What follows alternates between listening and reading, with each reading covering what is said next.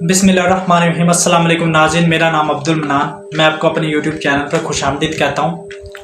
देखिए यार, मेरे बहुत से ऐसे दोस्त या रिश्तेदार हैं जो मुझसे नाराज़ हो रहे हैं इस चीज़ के लिए कि मैं सिर्फ़ और सिर्फ खान साहब को सपोर्ट करता हूँ और बाकी पार्टियों को टारगेट करता हूँ। तो देखो यार व्यूअर्स, आपको भी बताता हूँ कि मैं किसी एक पार्टी किसी एक बंदे को सपोर्ट नहीं करता, ठीक है।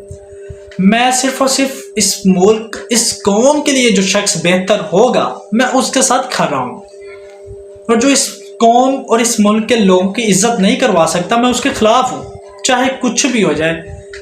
जो ठीक है उसके साथ हूँ और जो गलत है उसके खिलाफ हूँ, चाहे कुछ भी हो जाए।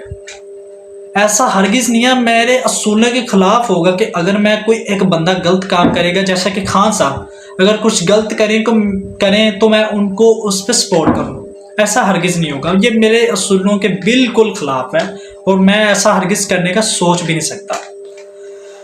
तो सबसे पहले खान साहब के ऊपर ही आ जाते हैं। खान साहब, आपसे एक छोटा सा सवाल है, मेरा एक छोटा सा सवाल है। आप आए थे पॉलिटिक्स में कि आप खानदानी सियासत को ख़त्म करने आए हैं, इस मरूसी सियासत को ख़त्म करने के लिए आप पॉलिटिक्स में आए हैं, लेकिन अभी आपने वही काम किया। आपने भी खानदानी सियासत को जो है वो ताज़ा कर दिया है मेरे ख्याल से। शाह महमूद कुरैशी, पहले उनको टिकट, फिर जैन कुरैशी उनको टिकट, चलो वो ठीक है। अभी आपने उनकी बेटी को टिकट दे दी, तो इस पे आप क्या हमें जवाब दे सकते हैं कि ये आपने क्यों किया? क्या ये खानदानी सियासत नहीं है? क्या कौम आपके बयानिया जो आपने बनाया हुआ था उसको गलत कहे कि आप सिर्फ और सिर्फ अपने पॉलिटिक्स में आए हैं, खानदानी सियासत को ख़त्म करने नहीं आए?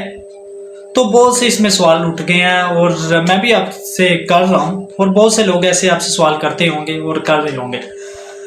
तो अब आ जाते हैं कुछ इम्पोर्टेंट न्यूज़ पर जो कि हुकूमत के लिए बहुत ही शर्मिंदगी का बायस बनने लगी है। मेरे ख्याल से MQM ने हुकूमत से अलहदगी का इशारा दे दिया।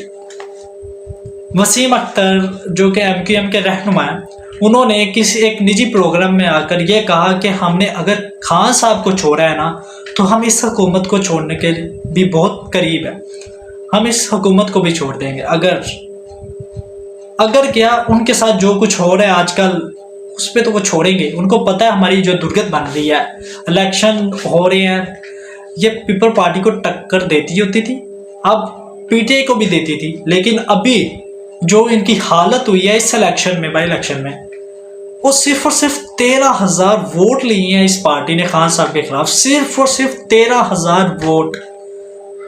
तो ये देखकर सर तो घूमेगा, चक्कर तो आएंगे। तो मेरे ख्याल से इनके साथ बहुत बुरा हुआ है। ये कुछ ऐसे लोगों की बहुत पसंदीदा पार्टी थी जिसके साथ वो कहते थे वो इनको इस्तेमाल कर सकते थे, करते रहे हैं, कर सकते नहीं करते रहे हैं। और अभी उन्होंने भी यही सोचकर उनको ये पैगाम दिया है कि अगर आप इस कश्ती से, डूबती कश्ती से उतरना चाहते हैं तो उतर जाए। तो कुछ ऐसा ही उन्होंने इशारा दे दिया। अब देखते हैं क्या होता है। तो खान साहब, आपसे एक और सवाल है, मेरा एक छोटा सा एक और सवाल है, आप कब लॉन्ग मार्च की कॉल देंगे? हमारे कान पक गए हैं सुन के लॉन्ग मार्च 3 महीने हो गया लॉन्ग मार्च सुन के हमारे कान पक गए हैं। आप बताएंगे हमें कि आप लॉन्ग मार्च कब देने की तारीख? अगर आपने ये तो कह दिया कि इसी महीने होगा तो देखते हैं, ये भी पहले इतना सब्र किया फिर सब्र कर लेते हैं, थोड़ा सा देखते हैं कि इसी महीने लॉन्ग मार्च की कॉल मिलती है कि नहीं। तो एक और न्यूज़ है, मोहतरमा मरियम नवाज और नवाज शरीफ साहब जो कि लंदन में बगौरा चोर डाकू छुपकर बैठा हुआ है, पाकिस्तान में आने की हिम्मत नहीं है इस बंदे में, और वो अपनी बेटी को भी वहाँ पे बुला लिया, अपनी बेटी भी को भी बुला लिया और बेटी भी उसकी उधर बैठ गई है जाकर कि अभी तो इलेक्शन हो रही थी, मुझे कंपेन करनी पड़नी थी और फिर सब कुछ मेरे ऊपर आ जाना था। तो देखें मोहतरमा, आपने खुद ही अपने वालिद की सियासत को दफन कर दिया। जो बची कुछ इज्जत थी, पहले तो सब जानते हैं कि ये चोर डाकू भगोरा है, लंदन में बैठा हुआ है, जो बची कुछ इज्जत थी वो भी आपने मिट्टी में मिला कर रख दी है। और वो इसी गांव से वो बेचारे अब पाकिस्तान में नहीं आना चाह रहे। हालांकि हुकूमत भी अपनी है लेकिन पाकिस्तान में नहीं आना, क्योंकि जो दुर्गत बननी है वो उनको नजर आ रही है। तो जनाब, आजम स्वाति साहब जो एक 70 साल का बूढ़ा शख्स, सेनेटर कोई आम शख्स नहीं होता, अपर हाउस का बंदा है। अपर हाउस होता है पाकिस्तान का सेनेटर का। उसको यार आप लोगों ने नंगा करके उनके बगौल मारे आपने उसको। तो बिलावल साहब जब कैप्टन सफदर को मज़ार कायद की बेहुरमती करते हुए पकड़ा था, तो बिलावल साहब ने एक बात कही थी कि आप कितने बेगैरत हो। तो बिलावल साहब आपको इसमें हम क्या कहें? अभी तो आपकी हुकूमत है, आपकी हुकूमत में ये एक 70 साल के बूढ़े को मारा गया, वो भी नंगा कर।